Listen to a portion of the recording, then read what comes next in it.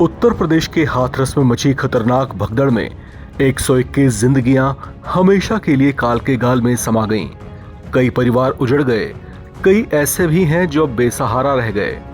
भोले बाबा उर्फ नारायण साकार हरि के सत्संग में मची भगदड़ को लेकर कई दावे किए जा रहे हैं, जबकि कई तरह के आरोप प्रत्यारोप शुरू हो चुके हैं। इस दर्दनाक घटना में कई गिरफ्तारियां भी हुई हैं, जिन्हें वहां पर भगदड़ के हालात बनने के पीछे की कुछ कथित वजहों का आरोपी माना जा रहा है।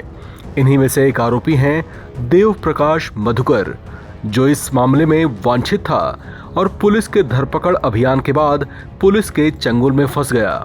ये गिरफ्तार हुए आरोपियों में वो शख्स है जिसे लेकर अब कई तरह की बातें सामने आ रही हैं। बताया जा रहा है कि ये वही शख्स है जिसने भगदड़ में कई मौतें होने के बाद सबसे पहले भोले बाबा को इस बात की जानकारी दी थी, जिसकी पड़ताल करने के लिए पुलिस कॉल डिटेल्स को भी खंगाल रही है। इसे लेकर जो बातें सामने आई हैं, उसके मुताबिक भोले बाबा के सत्संगों के आयोजनों में इसकी बड़ी भूमिका रहा करती थी। ये वही शख्स था जो सत्संग के लिए फंड जमा करने के लिए काम किया करता था। इस तरह से ये इन आयोजनों में वेरी इंपॉर्टेंट पर्सन भी था। कहा जा रहा है कि बाबा के अलग अलग राज्यों में होने वाले सत्संग के आयोजनों की जिम्मेदारी भी वही संभालता था। इसकी और भोले बाबा की नजदीकियों की बातें भी चर्चाओं में हैं। इसकी गिनती बाबा के कुछ ऐसे शिष्यों में होती थी जो उनके बेहद विश्वास पात्र थे। इनके नजदीकी सूत्रों के मुताबिक वैसे तो बाबा फोन पर बहुत कम ही बात किया करते थे, लेकिन देव प्रकाश मधुकर उन कुछ लोगों में से था जिनसे बाबा की फोन पर बातचीत हो जाया करती थी।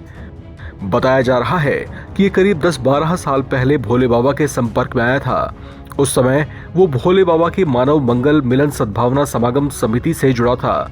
ये वो समिति है जिसके सदस्य अलग अलग राज्यों से आते हैं और कामकाज संभालते हैं।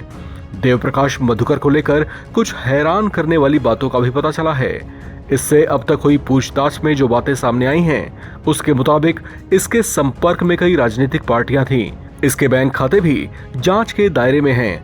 बताया जा रहा है कि इसकी पहुंच कई सरकारी महकमों तक भी थी, जबकि बाबा की सत्संग समिति के कई सदस्य तो कथित तौर से सरकारी विभागों से भी हैं। हालांकि ये तमाम बातें जांच का विषय हैं, लेकिन कहा जा रहा है कि पुलिस की छानबीन में और भी कई बड़ी बातें उजागर हो सकती हैं। इस खबर में फिलहाल इतना ही। बाकी अपडेट्स के लिए आप बने रहें एनबीटी ऑनलाइन के साथ।